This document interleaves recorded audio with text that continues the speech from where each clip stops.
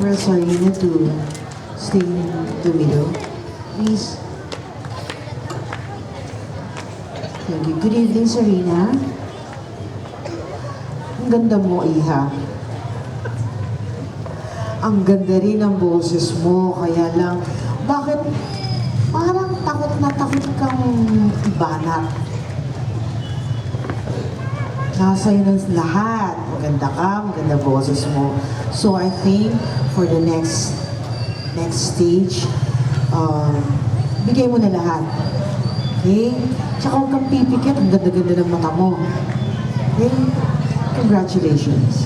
Thank you so much, Tita Mel. And may we have Ma'am Evelyn for Melvin. Hello, Melvin. This is Tia, please, and Jana. Parang,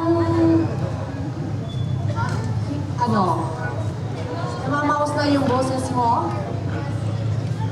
Sobra na sa practice. Kasi napansin ko, your voice does not come from your diaphragm kung minsan. Ito, kaya malakas ang birit. So, try mo na dito kunin para maganda ang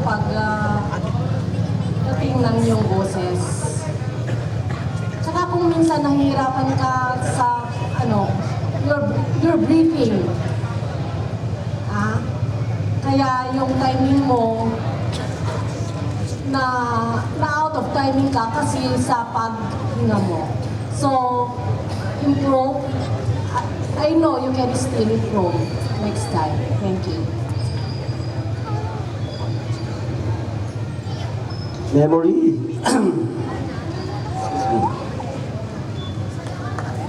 You have just injected something into my memory. And at this point in time, alam kong hindi ko makakalimutan ang dapat kong sabihin because you are my memory.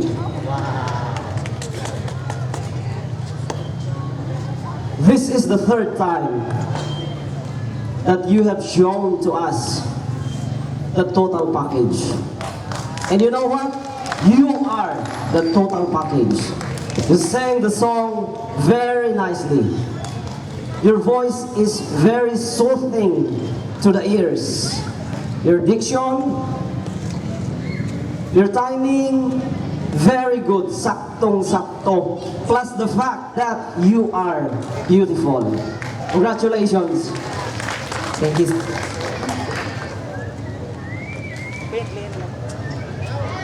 And may we have Ma'am Orquillo for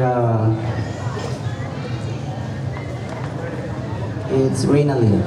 Hello, Reynalyn. Thank you for rendering that song. It's been long that I did not hear it. You reminded me of Pelita Corrales, Imelda Papin, and Eva Eugenio. And that song should be sang with purring, when you say purr, slowly, when you are singing to like this, with feeling. You have a powerful voice. You were just nervous a while back, but in the overall impact, you sang it as you owned the moment. So, good luck. Thank you, ma'am. May we have Ivy Jake for Serge Group. Ivy.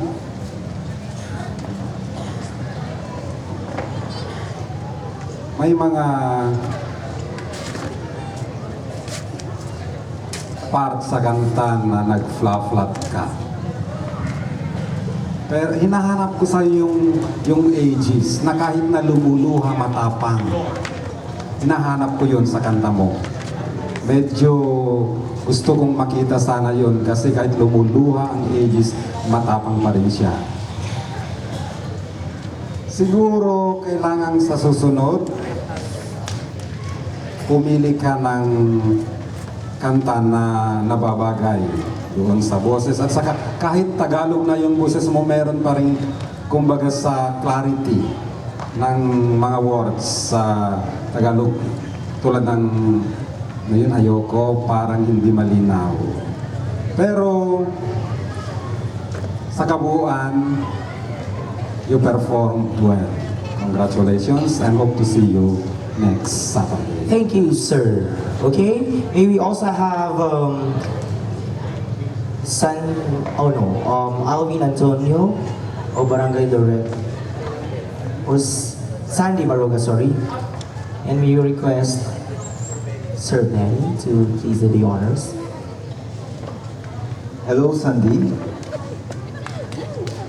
Alam mo, gustong-gusto ko rin yung kantang Hindi Ako Laruan. Si Jerome ba yung kumanta nun? Jerome Abalos? Siya ba? Larawan ko pa, sir. Larawang Kupas. Ayan. Jerome Abalos. Tama ba? Alright, alam mo, bagay yung kanta sa boses mo. May pagka-husky ng konti. Ang ano ko lang, yung may mga part na hindi tumatama dun sa tugtog ng banda. So, konting ingat lang yon, ha? And also, meron yung emotion sa pagkanta. Dapat sa pagkanta kasi dapat kinukwento mo sa akin kung ano yung sa amin kung ano yung kinakanta mo. Nakukulangan lang ako doon. At sana tumingin ka sa amin kanina. Di ba ako tinignan? But sa kabuuan, I like your performance. Good luck. Thank you so much, Sir Eddie, and may we have Sir Roy for Alvin.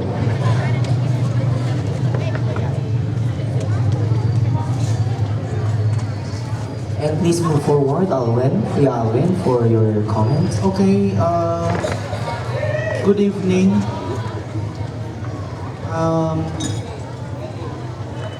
Kaninang paglabas mo, maraming humihiyaw, hindi ko alam kung bakit.